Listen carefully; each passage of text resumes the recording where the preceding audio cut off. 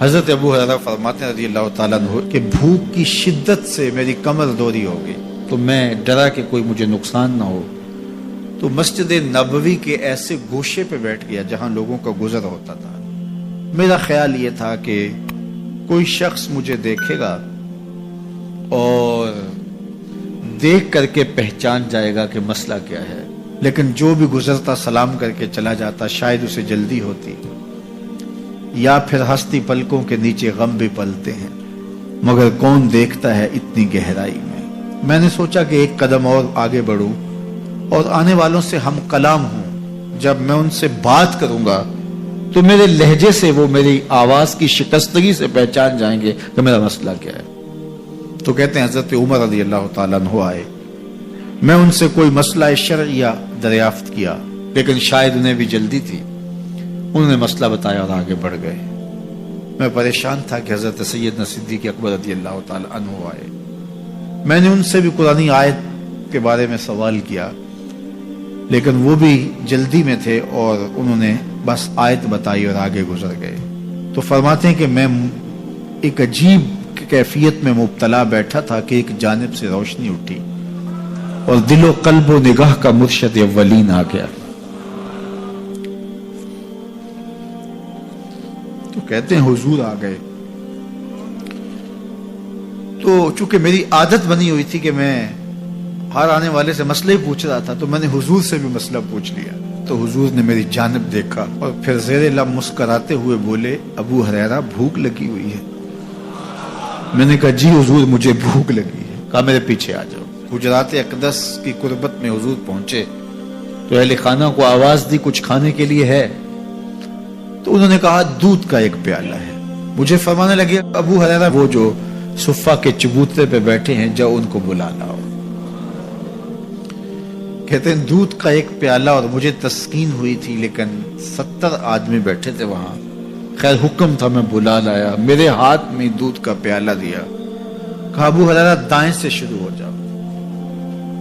اب میں ایک شخص کو پیالہ دیا اور دودھ کو دیکھنے لگا، اور وہ سیراب ہو کے گٹا گٹ پینے لگا، اپنی بھوک اور پیاس مٹا چکا، اور میں نے دیکھا کہ ایک قطرہ بھی کم نہیں ہوا۔ میرے اندر جو پہلے وسواس اٹھ رہے تھے اور مجھے جو احساس ہو رہا تھا وہ مٹ گیا۔ پھر میں نے دوسرے کو پیش کیا، اس نے بھی سیراب ہو کے پیا، لیکن دودھ ایک قطرہ بھی کم نہیں ہوا۔ پھر میں نے تیسرے کو دیا، چوتھے کو دیا، 70 آدمی دودھ پی گئے، لیکن دودھ میں سے ایک قطرہ بھی کم نہیں ہوا۔ لگتا تھا رب نے اس دودھ کا تعلق حوض کوثر سے جوڑ دیا۔ تو حضور نے فرمایا ابو ہریرہ؟ میں نے کہا جی حضور۔ فرمایا کون باقی؟ میں نے کہا حضور ایک آپ باقی اور ایک میں باقی۔ تو فرمایا اب تم پیو۔ تو کہا کہ میں نے دودھ پیا اور خوب سیراب ہو کے پیا۔ حضور نے فرمایا اور پیو، میں نے اور پیا۔ پھر فرمایا اور پیو۔ میں نے کہا مجھے قسم ہے اس ذات کی جس نے آپ کو حق کے ساتھ مبعوث کیا ہے، میرے میں ایک قطرے کی گنجائش بھی نہیں ہے۔ حضور نے میرے ہاتھ سے دودھ لیا اور خود نوش جاں کرتے ہوئے فرمایا ساقی القوم آخرہم شربا، قوم کا جو ساقی ہوتا ہے وہ آخر میں پیتا ہے۔ تو دودھ کا ایک پیالہ 72 لوگوں کے لیے کافی ہو گیا۔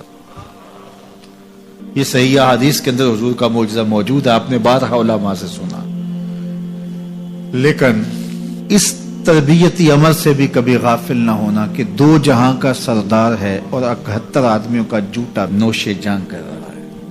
آج جب دولت پھیل رہی ہے، لوگوں کے پاس وسائل زیادہ ہوتے چلے جا رہے ہیں، تو ان کو ایک دوسرے سے گھن آنا شروع ہوتی ہے، برتن الگ ہوتے چلے جاتے ہیں۔ اسی زمانے میں تمام افراد ایک ہی برتن میں بیٹھ کے کھاتے تھے۔ پہلے یہ ہوتا تھا ایک گلی میں 2 امیر رہتے تھے، 4 غریب رہتے تھے، 2-3 مخیر حضرات اور جو ہے وہ کچھ متوسط لوگ رہتے تھے، اور ایک چھوٹا سا کنبہ اور قبیلہ ہوتا تھا، اور وہ ایک دوسرے کی ضرورتوں کا خیال رکھتے تھے۔ پیسے زیادہ آ گئے تو اب امیروں کو اس گلی سے گھن آنے لگی، تو وہ وہاں سے نقل مکانی کر گئے، انہیں وہاں رہنا اچھا نہیں لگتا۔ یہ بات ذہن میں رکھیے گا کہ ہمارے دین نے ہمیں ایک دوسرے کے دکھ بانٹنے کی تلقین کی ہے، ایک دوسرے کے قریب ہو کے رہیں اور ان کی ضرورتوں کا خیال رکھیں۔ اپنی استطاعت کے مطابق کسی کی عزت نفس کو نقصان پہنچائے بغیر، شہرت، ریا اور کسی اس طرح کی مرض کو اپنے قریب جو ہے وہ نہ آنے دیں، اور لوگوں کی اس مخفی انداز سے مدد کریں کہ ان کی ضروریات پوری ہوں۔ بلکہ میرے حضور نے ارشاد فرمایا، جس شخص نے صدقہ کیا اور اتنے مخفی انداز میں کیا کہ جو دائیں نے خرچ کیا بائیں کو خبر نہیں ہوئی، جب بائیں کو خبر نہیں ہوئی تو ہمسائے کو خبر کیسے ہوگی؟ لیکن یہاں تو 7 اخباروں میں خبر چھپتی ہے کہ فلاں صاحب نے فلاں غریب کی بیٹی کی شادی کی ہے۔ ذرا سوچ، اگر یہاں تیری بیٹی کھڑی ہوتی تو تیرا روح سخن کیا ہوتا۔ لوگوں کی غربت کا مذاق نہ اڑاؤ، لوگوں کے جذبات سے کھیلو نہ۔ اللہ نے اگر آپ کو کچھ عطا کیا ہے تو پھر لوگوں کی ضرورتوں کو پورا کرو، لیکن ان کے جذبات سے مت کھیلو اور لوگوں کی ضرورتوں کا پورا خیال رکھو۔